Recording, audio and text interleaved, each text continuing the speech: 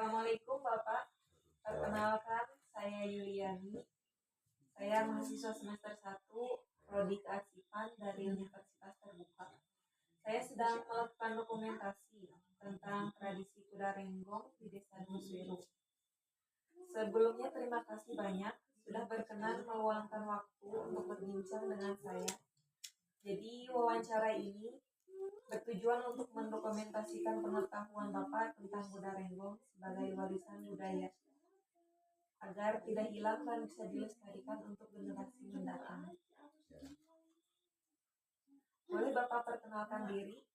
Berapa lama sudah aktif dalam kesenian kuda renggong?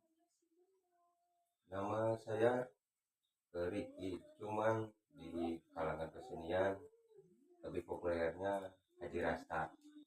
Dan lama saya di kesenian kurang lebih baru 3 tahun, karena yang lama itu yang mana saya sebagai penerusnya saja di bidang kesenian sebagai pengiring musik. Bagaimana Bapak bisa menjadi pawang kuda renggong? Apakah ini warisan turun-temurun dari keluarga? Untuk pawang sih saya bukan pawang, tapi pengiring kuda renggong. Jadi kalau pawang saya ambil paketan yang mana menyewa yang punya kuda sama pawang. Jadi mengambil yang sudah punya siap. orang ya, punya orang.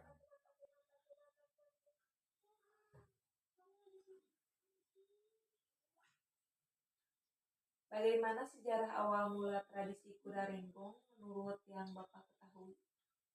Yang saya ketahui kuda renggong itu asal mulanya dari Sumedang. Kalau nggak salah atas nama Bapak Sapi yang pertama kali mengamati kuda dan dilatih sampai bisa bergoyang, atau ada istilah kata kuda renggong yang awalnya ronggeng, yang mana ronggeng itu kuda yang bisa menari lah.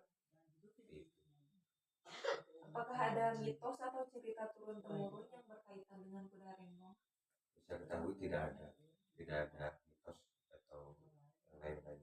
Jadi hanya pure untuk kesenian saja. Siap, atau hiburan lah, hiburan. Pada acara atau upacara apa saja kuda renggong biasanya ditampilkan?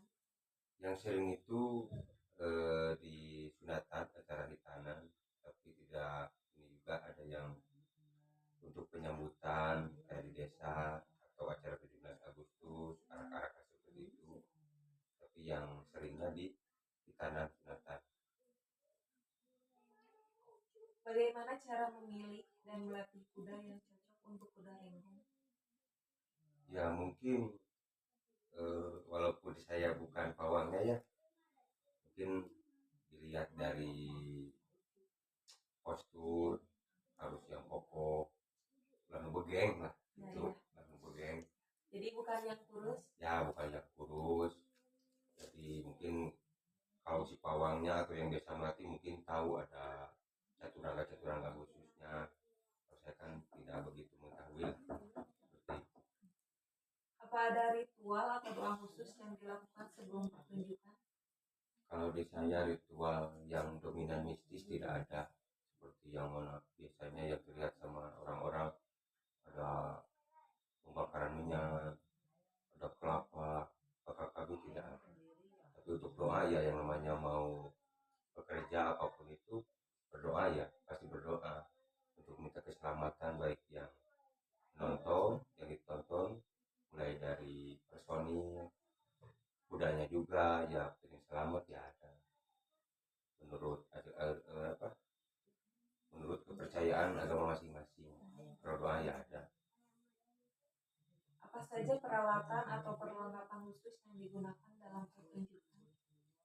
Kalau peralatan yang saya pakai ada kendang, beduk, gong, trompet, gitar, cerek ya, dan lain-lain lah yang ya untuk alat musik.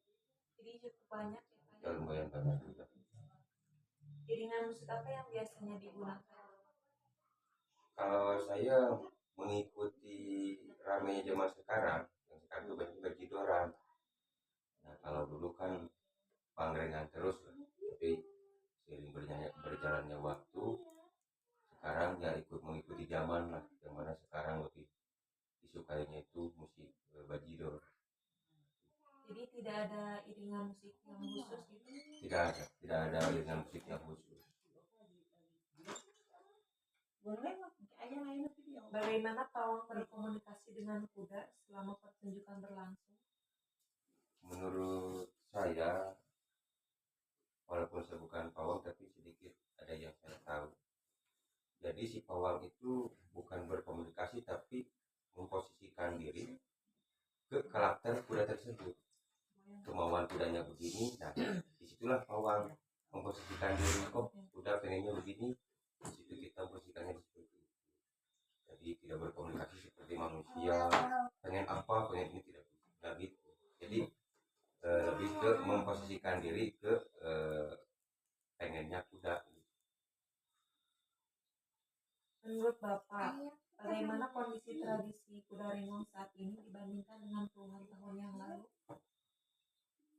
Menurut saya sama aja, untuk cuman ada yang perbedaan di musiknya aja. Kalau dulu kan bangrengan terus bangreng, kalau sekarang kan ya namanya zaman kan zaman sekarang apa namanya tuh, kebanyakan kebajidoran atau mengikuti zaman lah, mengikuti zaman. Sekarang zamannya begini, yang ikut berkolaborasi sama zaman sekarang. Jadi lebih berimprovisasi gitu. Ya, jadi seperti itu. Menurut Bapak, apa tantangan terbesar dalam melestarikan tradisi kuda renggong?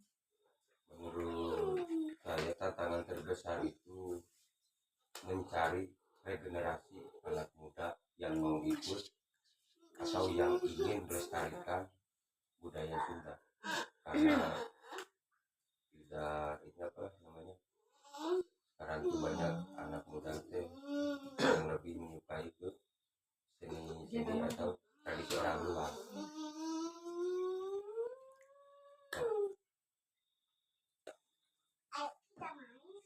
Apakah pernah ada upaya pelestarian atau dokumentasi kuda renggong sebelumnya?